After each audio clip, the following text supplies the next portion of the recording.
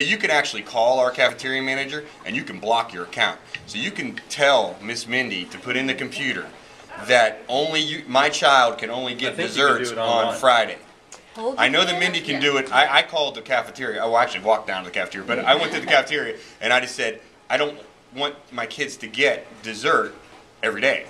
And basically what they do is they put it in the system so when your child tries to do it, it pops up on the screen. And it won't allow them to do that. So that is, you have, but I think that's an information thing on our end. We need to let parents be aware that you have more power than you realize. Like a note and Friday folder? Yeah. I think that needs to be shared. Yeah, I'm going to say, we're going to come up with a whole plan. But go ahead, Mrs. Kayla. And then the other thing is, I don't know if you would call it, how, I guess it's not demographics, but how everything's laid out. If when I'm walking through the lunch line with my child, and there's this big tray of pizza sitting there right in their face, and then all the vegetables and everything else is sitting at a steam table covered, not even being seen, and everything's cooked till it probably has no more nutrition in it. There's no doubt about that. And then, you know, the apple thing makes me so angry that there's probably hundreds of apples being thrown away when you can't reuse them. I'm like, what's even the point with the apple? Because every time I've been here to sub or just eating with my kids, I see no one eating apples. Like, there's got to be that. I mean, some other, like, I think at least applesauce or something. At least they do have it sometimes. I mean, I don't know exactly how often, but you know, that's the other problem. You run into this situation where when I go in the cafeteria, I do require children to take a fruit or a vegetable. Like if I stand by the line, I say, take one. At least put it on your tray. But the downside is that people are just throwing stuff away because I can't sit there and make them eat, you know, this or that. And there's some kids that just won't eat certain things, and it's been, you know, there's those situations too. But I just wanted to make people aware this is something that's on our plate as we're looking at it. But know that, one, we're not as a school getting any money from any of the things that we sell in that. Don't think for one second the system's not making money. But as a school, we're not getting kickbacks in that regard, because in some schools, you are, in some states where you have more independent control, you do get kickbacks for, like, if you put this product in your building, you know, that's going to give you some funding. If you put this product in your building, that's going to give you some funding. It's more managed at your site. CMS isn't that way. They give us certain choices, and I just wanted to let people know it's something that's on the burner. You're going to be hearing more about, but it is something I've been trying to fight for quite a few years. Now, the argument is, from a child nutrition standpoint, is that things are healthier, even though it's pizza. You know, it's not as bad as it once was. We don't have fryers in elementary schools, and there has been some strides made. But you know, even you see what the Obama administration is doing with Michelle Obama, and there's some new FDA guidelines that are coming out in the schools. Well, that's going to happen over a period of, I think, 3 or 4 years that these things phase in. So you're not going to see immediate changes in regard to some of those things. And then we don't even really know how that's going to even impact what we're doing. But you know, some of the things that I talked about were, you know, just the nachos for lunch. Though that is a wonderful Friday or a wonderful Sunday football lunch, not necessarily sure that's a entree in a lunch. And you know, they had a reason why that was, and you know, and there's a couple people here that are on our SLT that were there, and they had a rationale for me. I don't buy into it necessarily, but do they put meat on it? There is meat on it. That was one of their arguments. and it's fresh cheese was an argument. Yeah. It's like the whole, but you know, it's like such a big carb. Yeah, so you know, it's like, here's a card. So those were the excuses that were used, but no, it's not Cheese Whiz. It's real. No, it's real. It's Land O'Lakes. It's shredded. No, I'm telling you, they had the responses ready for me. But that was the big argument there. So you know, there's so much MSG in it. Why bother putting any value of food in it? But and the salt in the big thing that we. And now that's obviously the big thing. You know, is up with the cost. You know, that comes up a lot. The cost is, I mean, it's obviously, we all know that when you try to eat healthy at home, you know, it costs a great deal more to do that. But most of what we're finding is that most of the districts that are changing, it is from outside fundraising, from the parents. It has to be parent community pushing. It isn't a federally, you know, push effort or a district push. It is inside, from the parents working out and making money for the school to do it. Like Boulder, Colorado, $400,000 came from outside funding for them to have As a system, Yeah, yeah. as a But system. if the district really wanted to change, then they would get a committee or something Oh, I tend to together agree with you. for nutrition Yeah. aspects, Yeah. and then Is it research district or state? and that's It's what they did back in California for our district. They went and they made a whole bunch of different pizzas and tried to find a way for the pizza to be made where it was less calories, less carbs, you know, all these things. And still taste when okay. they perfected it to their liking, Right. you know, and it had a decent taste to it. The kids actually really liked it, and so I think if they just eventually, it probably will happen. It just kind of is a trickling effect. It'll. So that's been the big focus. That was our huge focus at our school leadership team meeting. But it is something you're going to be probably seeing a little bit more about as we are going to do a survey just to kind of see the milk thing came up quite a few times. Yes. I know you're trying to change goals Yeah. to something else, but real quick, at the school that my children were going to before, Uh huh. they started a garden, and they got like a local place like Lowe's or whatever to donate the stuff to start the garden off and come out there and till it. And the kids, like each class, like once a week, got to go in there and help with the garden. And then they, whatever stuff they grew, they got to at some point try along with the cafeteria food, and it helped them learn where food comes from. And you guys have so much. And they're actually, space. that is actually being done at some schools, and I can't remember who it's tied to, but they are doing it in certain schools as pilots. Yeah. It's called Grow Your Own, I think, is what the theme Yeah. is, but exactly what you're saying. The other thing they're doing is, and we're on the list for this, I signed up for it at the beginning of the school year, because when I say that I've been talking about this for a while, I mean, ever since I've been a principal, this has been kind of in my craw to try to figure out, and this is the furthest we've gotten.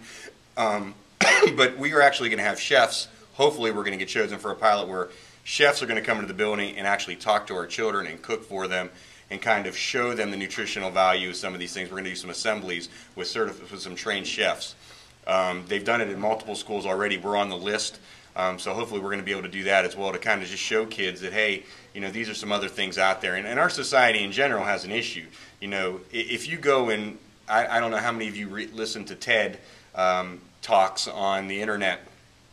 Jamie Oliver obviously has become famous in our country because of his sensationalized TV shows, you know, where he goes into school systems, and I think he started in West Virginia, in Huntington, West Virginia, and now then he went to California, I think, actually. And they showed mild gains, but then they showed that they kind of went back to old habits once they weren't able to support the programs anymore. But he has a great TED Talk on just obesity, not just in the United States, but worldwide, and the problems that are going. And I had a student, actually my son, and a teacher actually showed me some pictures of how chicken nuggets are made at McDonald's in this country. And I tried to actually show it to my wife last night, and she wouldn't watch it. But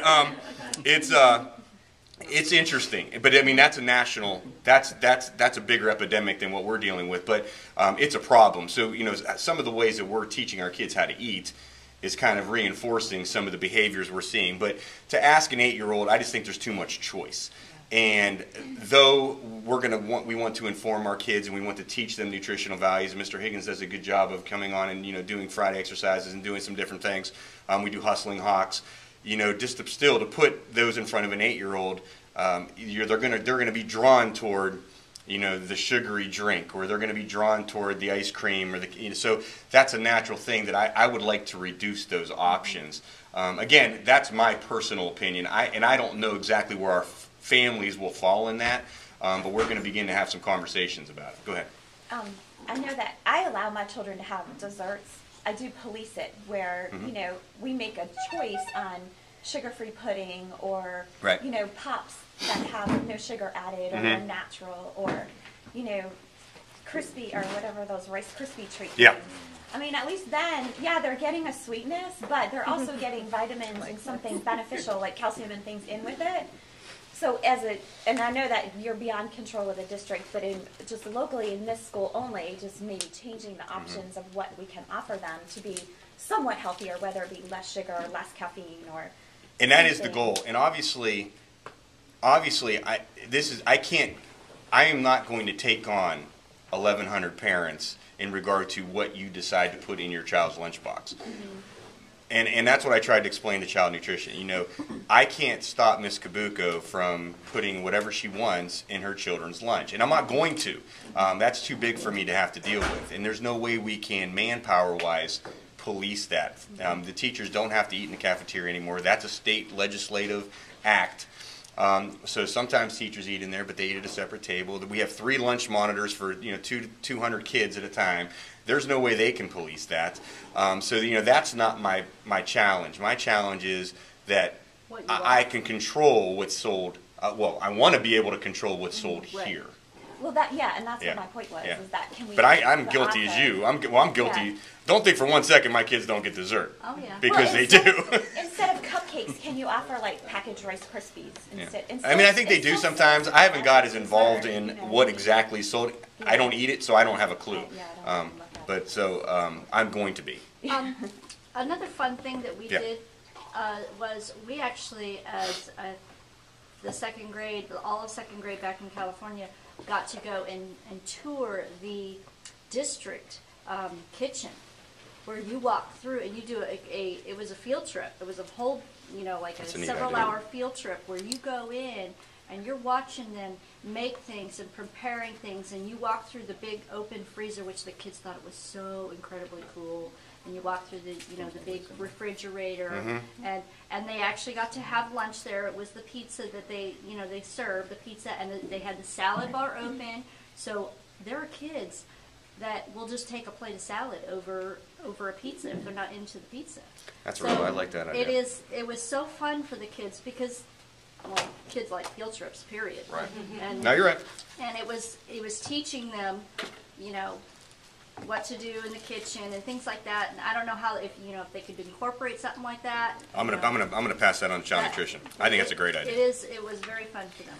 You can't get Harris Teeter to get in on that because Harris Teeter. You can do grocery stores. We have. You can do that. We used to have like our kindergarten. I know Lowe's Foods does it. Several of the grocery stores do it, but I think it would be neater to do it even in the school system. Well, you know who else does it behind the scenes tours is Krispy Kreme. I mean, not Krispy Kreme, Cold Stone Creamery, and they have their ice cream is actually better than I thought it was. Those things like that, the kids really like, and if you can incorporate it in with something, like you can do it something like that along the lines of when the Booster-thon comes in, because like I said before, Booster-thon can really up their ante and make it more of a nutritional thing. Instead of having it a whole hour of running, have it in stages where they're only doing 20 minutes of running and then eating a healthy snack with it and doing something else. Or maybe we can even tie that in ourselves. I like that too. All right, Ms. Kaler, go ahead. One last thing. Who's in charge of grant writing for the school? Really, most of the grants we write through the PTO, but I guess I am or Ms. Thompson would be the 2 people that we contact in regard to that. Okay. Yeah, so if you have any, I'd be happy to look into stuff. We also have a grant committee position. Yeah, for the PTO. Yeah. All right, what was the last thing you just said? You just said something. Oh, Booster-thon. Yeah, tying it in somehow with the Booster-thon. and I don't know if I told you this last year, but we did something fun every day for that whole week where the kids would wear red shirts one day, and they would bring in a red fruit or vegetable, and it would be cut up and shared amongst the people in their classroom. So like somebody brought in for an orange day, they thought, it starts with a P. It was a cross between an apricot and a peach or something. I don't know. But they cut it up, and some of the things that the kids don't normally have, are accustomed to, they get to try these things, and they find that they like them. And it is because it's a fruit or a vegetable that you bring it in. That may be something. I like that too. I wrote that up last year too. But see, we can probably tie it into. It doesn't have Booster-thon's not going to change how they do things, but we can piggyback on stuff as a school and do some stuff. Maybe we can get Harris Teeter or some of these different groups to bring in some produce. We even did fear factors because we had a garden. Like who is it that Ms. talked Kaler. about their garden? And the garden lady would walk around because you can have the fresh herbs and vegetables and stuff.